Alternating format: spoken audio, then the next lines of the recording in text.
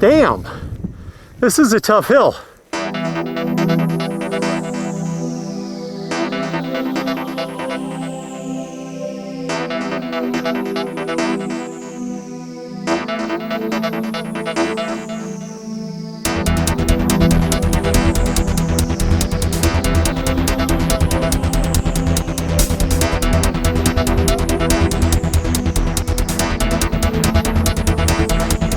This lesson's really unique because we're riding on a hard surface with sand covered in moon dust on a rutted hill, making a right-hand turn at the top. Let's take a look at some of the details or the specifics that I'm paying attention to while I'm riding up this hill. I'm going to start off with my biggest concern about this hill. It's not the hill, it's the moon dust. This solid surface right here that looks very predictable is also very misleading, but this is a problem.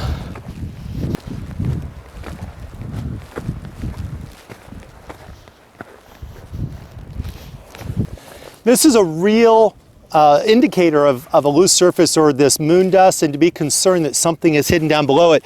If you look at this moon dust through here, you'll see it actually has waves. It curves as it goes downhill because every time I push, it just flows like water. That's what fills in all those ruts, and that's what makes this particularly dangerous. The other features on this hill that I'm really paying attention to is on the left side here, you'll see it looks a lot flatter. It is more solid. This is definitely the rut where people have dug it out. This outer edge, this bank up here, I've got some solid where I can plant in. Even though this is soft, I do have kind of an edge on the rut. So I do have an option to ride along this edge. So as I'm riding up this particular hill, I'm just paying attention to all these different features and factors that are going to make it more challenging.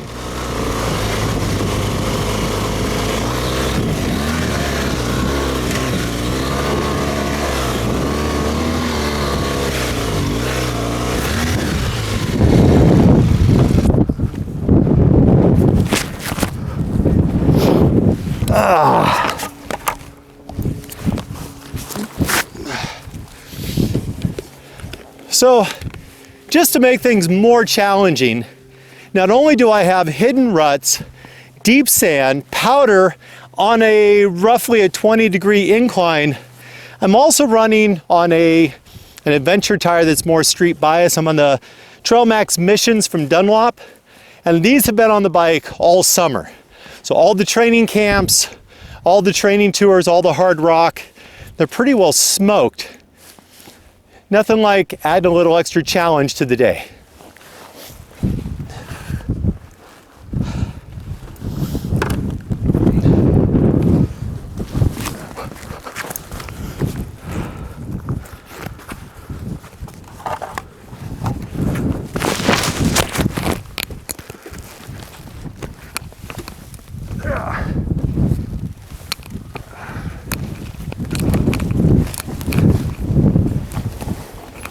So my plan for this one, and every other time I've done this, is because I'm down in the big rut, what I'm doing is just kind of letting my butt slip into the bike. My legs are out, so if it falls, I don't get hurt. Once I get down far enough, then I can try to get my front wheel up onto the other hill.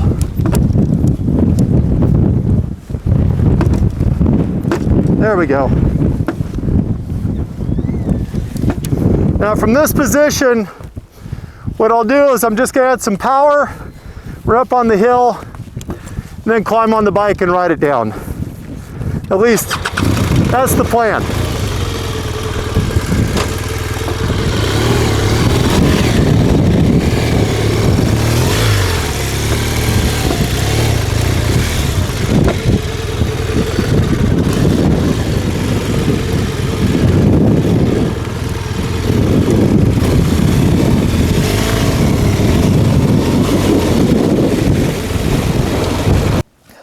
This is a tough hill. Even if I had knobbier tires on that bike, this is a tough hill. It's very soft because it's so deep, and that that moon dust, what it does is it packs up and it causes a higher resistance. So when I push to the outside of the hill, what would often happen is it would cause a deflection, but the tire couldn't self-correct up the hill, and I would end up down in the deep ditch. Once I was on the right side of the trail here, I knew I was done, because even if I could keep momentum, there's a rut that's been dug out by two-wheelers or four-wheelers up here that there's no way I'm getting over. So my strategy was always the same. I was always shooting for the left side and the high ground, looking for something that would help. Coming down on the brakes didn't help me, because I came down the hill, I left a trail in there, and that caused a lot of motion. So every time I picked up one of those tracks, that also became, the bike became more likely to want to track off an unrecoverable course, which meant either into the big ditch or up to the left and over the side. If I could get to the very top, now it wasn't so bad. As long as I could get past this steepest part, the loosest part, even though it's deep sand at the top, I could reposition the bike. I could put my foot on the outside peg so I could weight down on it and get some traction to the rear, and then get the bike up and going and finish the hill. At the bottom, I ran into the same thing, that deep hidden rut that was below all that moon dust I had to avoid. The only way to get around those if I was kicked off course going downhill or uphill was to cut across it at a steeper angle. It's just like crossing a railroad track or a log. Because it's a heavy edge, I needed to get down to 45 degrees or less to give myself the best chance of getting up and over, man, this dust is bad out here, to get up and over that rut. On the way up, wheel spin wasn't an option here. Generally, I tell people, wheel spin is bad. If you start to spin, you need to taper the power off. In this scenario, there was no option. There's no traction here. There's nothing for the wheel to get a hold of. There's no hard ground. So I'm not driving, I'm paddling, and I'm paddling with tires that are street tires that are worn out. What I was trying to do is make sure I didn't do too much. So even though I had wheel spin through here, I'm still modulating that clutch to decrease the wheel spin so I have enough forward momentum to keep moving, but not so much to become dead in the water. Once you stop motion here, you're out. Big bikes, momentum is your friend. That is the secret to getting up these areas where traction isn't available, or you don't have it available because of the tires you choose to run and the area you end up into. Definitely a challenge. I had more failures than successes on this hill. That's not a problem. Make sure that if you have a failure, don't fight it. Instead of trying to fight that bike up, if I got stuck and I knew I was done, I would just quit. I would stop, get off the bike, find my plan to use the least energy to get it turned around, go to the bottom, and take another run at it.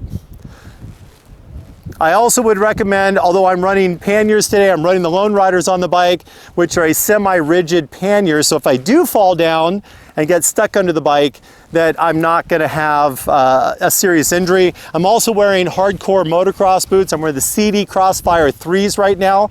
That way, if I do get under the bike, I'm not going to have, or at least I decrease my chance of having a significant injury.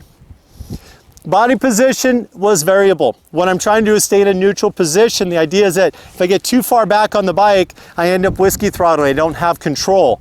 If I go too far forward, I'm going to bury the front tire in. So often what I have to do is drop my butt back and down and keep my upper body still over those controls. So I have maximum control of the bike, but I'm still trying to keep that traction on the back wheel. Anyways, guys, this dust is getting to me. I can't see. It's too much. I'll catch you guys on the next show. Oh, by the way, if you haven't subscribed, make sure you hit subscribe. Hit the like button, hit the little bell so you get notified for new videos. And check out Patreon. Throw me a couple bucks every month. Help me keep making these videos for you. Thanks, guys. I'm getting out of here.